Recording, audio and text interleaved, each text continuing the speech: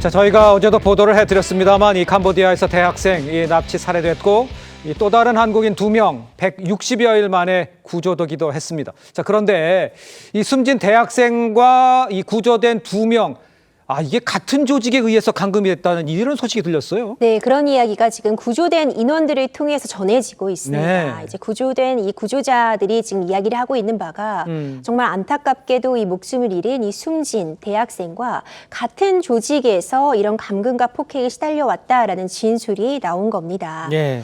그 과정에서 이 숨진 대학생이 굉장히 모진 고문을 받고 폭행을 받았기 때문에 거동 자체도 힘든 상황이었다. 네. 이런 진술까지 나오고 있어서 정말 안타까움을 더하고 있습니다. 그렇습니다. 지금 안타깝게도 이제 숨진 대학생 상당한 폭력에 시달렸다 이런 증언 나와 있는 상황입니다. 범죄 조직인 이 한국인을 어떻게 다루는지 이 캄보디아인이 목소리로 직접 말한 게 있어요. 한번 직접 들어보시죠. Can I ask something? Cambodia is dangerous? I don't think so. Chinese people kidnap some Korean and Taiwanese and Indonesian and Singaporean, bring them into somewhere, some district outside of the Phnom District, Penh. yeah. Some people got tortured here, like in the factories. In Cambodia? Yeah, in Cambodia. Factory? Yeah, there's a factory around the Phnom Penh and Sihanoukville. Oh, you mean scammers? Yeah, That's true. That's true. Only two scammers. I heard, I have some friends. They told me many Koreans be scammer here. Like you say, in Sihanouk, another Sihanouk. city, 90% all China scammers. 자, 저런 상황이었다는 거잖아요. 일단 그 숨진 대학생을 향해서 너무 맞아서 숨도 쉬지 못할 정도로 극심한 폭행과 고문이 자행됐다 이런 증언도 지금 나오고 있습니다. 고문과 폭행이 계속된다 이런 얘기잖아요. 지금 상황은? 그렇죠. 지금 이번 사안 같은 경우는 정말 심각한 부분이요. 일단 네. 국내에 유인책이 있습니다. 굉장히 고액의 아르바이트다라는 부분들을 속여서요. 네네. 뭐 일주일만 단순한 노동을 해도 뭐 400만 원에서 많게는 1000만 원까지 수익을 보장한다고 하니 누구나 혹하는 마음에 들게 되는 겁니다. 또 비행기표도 보내준다고 하니까 막상 이 캄보디아에 도착을 하고 나면 네. 곧바로 여권도 뺏기고 휴대전화도 뺏기고 그 사이에 범죄 조직에 바로 인계가 되어서 폭행과 감금이 일상화되는 겁니다. 계속해서 폭행과 감금에 시달리다 보면은요, 어떤 자유의지도 억압받게 되고 도망을 가야겠다는 그 의지나 정신력 역기지도 꺾일 수밖에 없습니다. 네. 이제 이런 부분들을 강화하기 위해 결국 현지 범죄 조직이 이 국내 한국인들도 범죄에 가담시키기 위해서 이런 폭행과 고문을 지금 계속해서 만연하게 자행하고 있는 겁니다. 알겠습니다. 변호사님이 좀 설명해 주셨는데 혹하는 고액 도대체 이렇게 고문당하면서 도대체 어떤 범죄에 지금 연루가 되는 거예요? 한국인들 가게 되면. 이렇게 캄보디아 현지로 납치와 감금을 당하게 되면은요, 예. 보이스피싱 같은 부분에 본인 역시도 가해자로서 가담을 시키는 그런 그렇군요. 일들이 반복되고 있는 예. 겁니다. 대표적인 것이 이제 보이스피싱 범죄라고 지금 보도가 나오고 있고요. 뿐만 아니라 마약 운반책 같은 부분으로도 지금 한국인 납치 이 피해자들이 악용되고 있다. 말 그대로 이용되고 버려지고 있다는 이야기가 나오고 있습니다. 여기서 끝나지 않고 이제 모진 폭행이나 고문 때문에 이제 건강이 위태로워지면 이제 또 한국에 연락을 취해서 일의 몸값을 요구하는 그런 범죄로까지 나아가고 있어서 네. 정말 주의가 필요한 상황입니다. 알겠습니다. 자, 이런 가운데 일단 그 숨진 대학생의 시신 지금 2달 가까이 송환되지 못하고 있는 아주 안타까운 상황이지 않습니까? 피해자 유족의 또 심경 또 수사기관 관계자 입장 한번 들어보시죠. 목도한테 가 있어요. 뭐 미안한 상황이지도 않았어요. 저런적인데 대안을 방안을 했어요. 같은 700만 원 좀 구해달라, 빨리 좀 보내달라. 저번 달에 뭐 이야기가 잘 돼가 뭐 가디면 또 갑자기 또 보류시키더라고요.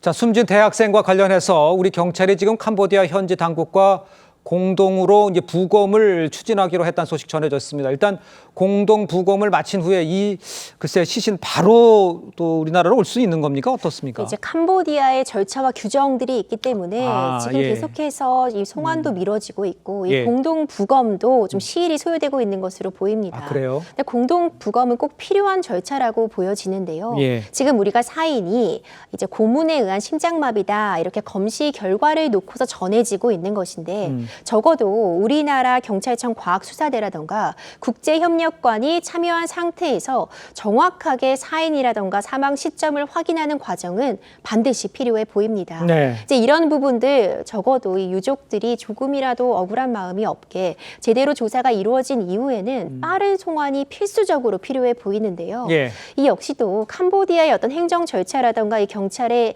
일하는 이 과정이 굉장히 불투명하다고 알려져 있습니다. 아. 그러다 보니 계속해서 일정이 잡혔다가도 미뤄지고 이 공동부검 같은 부분도 의지만 있다면 빠르게 진행될 수 있을 텐데 그러니까요. 여전히 좀 일자를 조율하고 있는 단계라고 전해지고 있어서 정말 안타까운 마음이 듭니다. 그러니까 우리가 예상한 것과 달리 이제 캄보디아 현지의 행정 절차가 굉장히 불투명하다는 그런 지적도 해주셨는데 일단 캄보디아 검찰은요 20대 한국인 대학생을 살해한 혐의로 지금 중국인 피의자 3명을 구속 기소를 하고 있는 이런 상태입니다. 진상 규명부터 법 처벌 이것도 그러면 뭐 변호사님 보시기에는 전망은 어떻습니까 이거는? 상당 부분 시일은 소요될 수 있어 보입니다. 예. 일단 가담했던 가해자들 중국 국적의 3인은요. 구속 상태로 지금 기소, 결국 살인죄로서 재판이 진행될 수 있어 보입니다. 네. 다만 다른 관련자들은 여전히 도주 중이고요. 그 행방을 쫓고 있습니다. 네. 이 캄보디아의 어떤 그 경찰 인력의 부재라던가 좀 시스템의 불투명성이 예전부터 계속해서 이야기가 나오고 있었는데 예. 그런 부분들 때문에 지금 검거에도 좀 난항을 겪고 있는 것으로 보입니다. 물론 일단 이 현지의 법 사정은 캄보디아 쪽에서 가장 잘 알고 있는 부분이기 그렇겠죠. 때문에 수사는 일단 캄보디아 쪽에 전담할 것으로 보여지고요.